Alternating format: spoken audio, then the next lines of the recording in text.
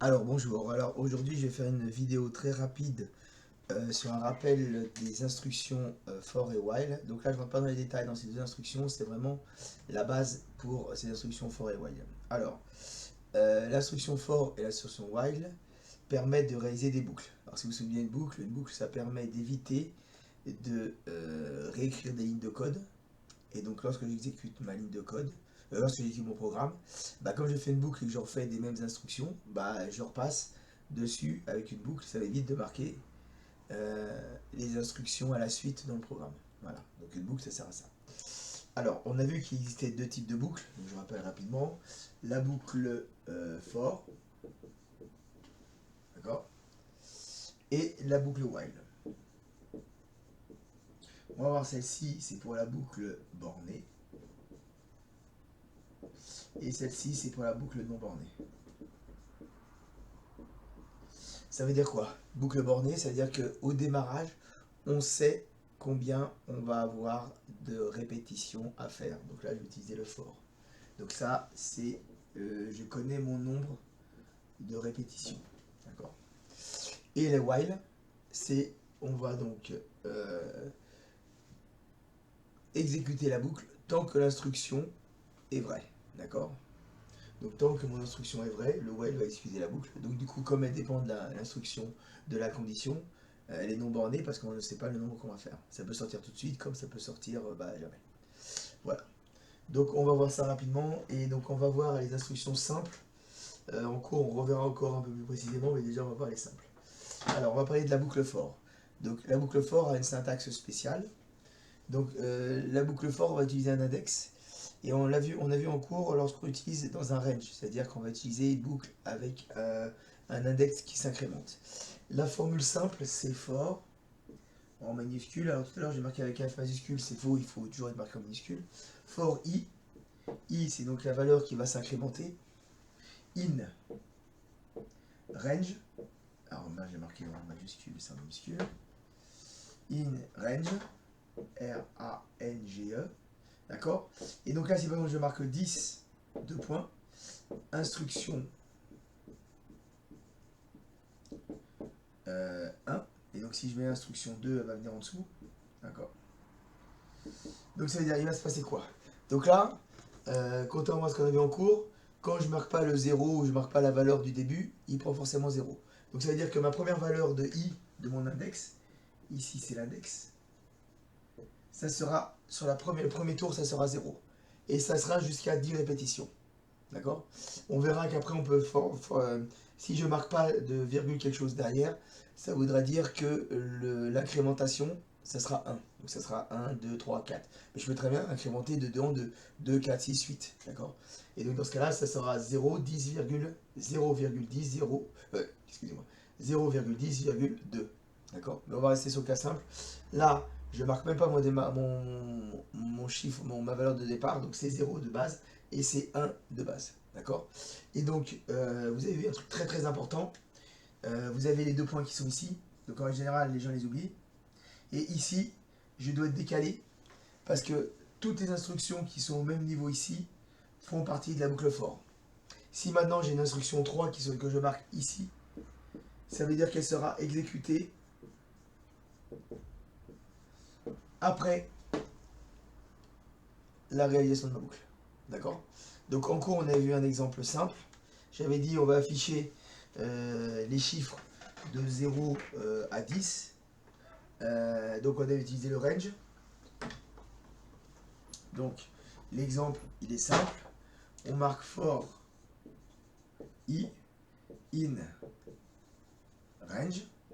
Alors on impose le 0, on impose le nombre de répétitions et on impose l'incrémentation.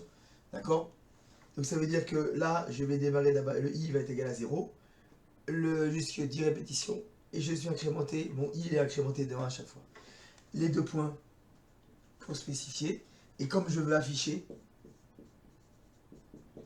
ma valeur de i. Ok.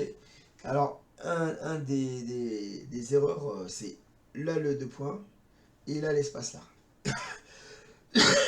Et là, donc quand j'exécute ça, ça va me marquer 0, 1, 2, hop, jusqu'à 9. Comme ça, 1, 2, 3, ça fait 10 chiffres. Ok. Ok, si j'avais voulu avoir jusqu'au 10, j'aurais marqué 1 ou j'aurais marqué 11 là. Ok. Alors, ça on n'a pas vu en cours. Le for, on peut l'utiliser pour, lorsqu'on a un caractère, une chaîne de caractères, regarder les valeurs de la chaîne de caractères. Alors, je prends un exemple. Si je mets for, donc là, je retire l'instruction range.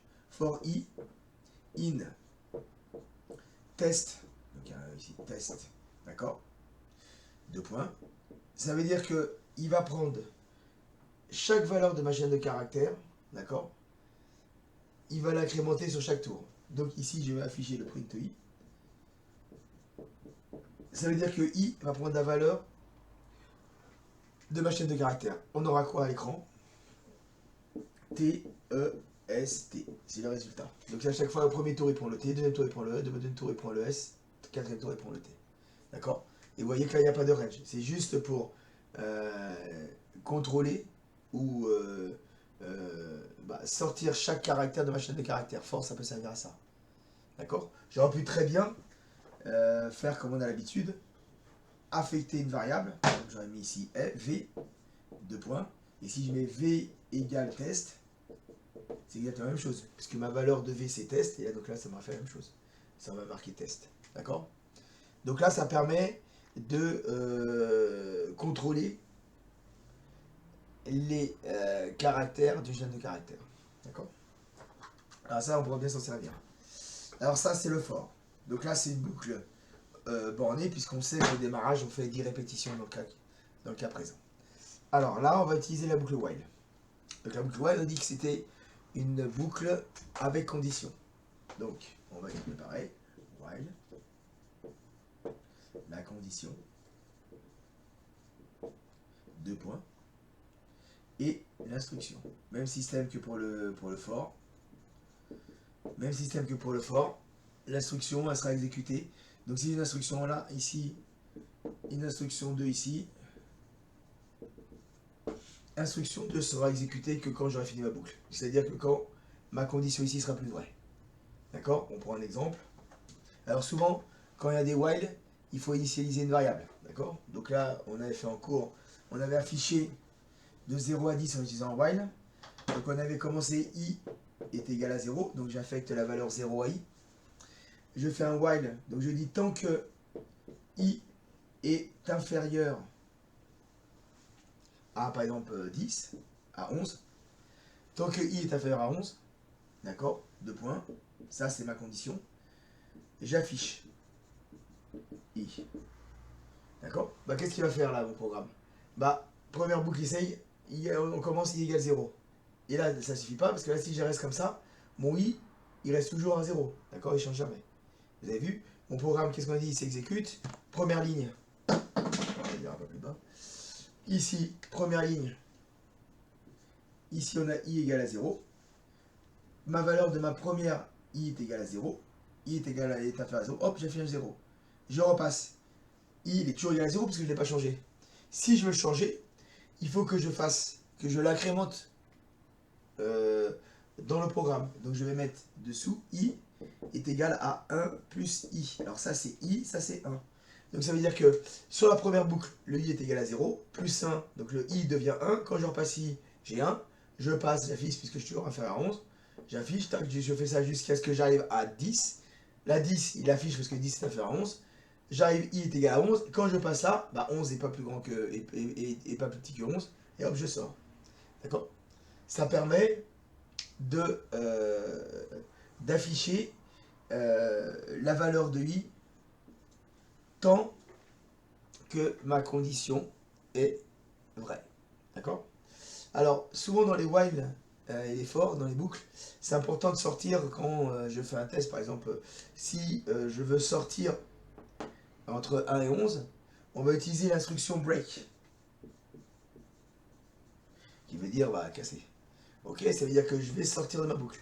Donc vous voyez que si par exemple, je dis si j'arrive, donc là j'incrémente, tac tac tac tac, entre 1 et 11, si par exemple si j'arrive à 5, je sors. Donc je ferai if, je teste si ma valeur de i est égale à 5, je fais un break. Qu'est-ce qui va se passer? Tant que i n'est pas égal à 5, il ne passera pas dans la boucle, il ne passera pas dans la condition. il fera le programme, tac, tac, tac, tac. Donc il va faire à 4, 4 ça passe pas, tac 5, et dès qu'il a 5, il fera le break, il sort du while, et il fera l'instruction. Par exemple, je peux très bien marquer ici, donc en dessous, print, je suis sorti.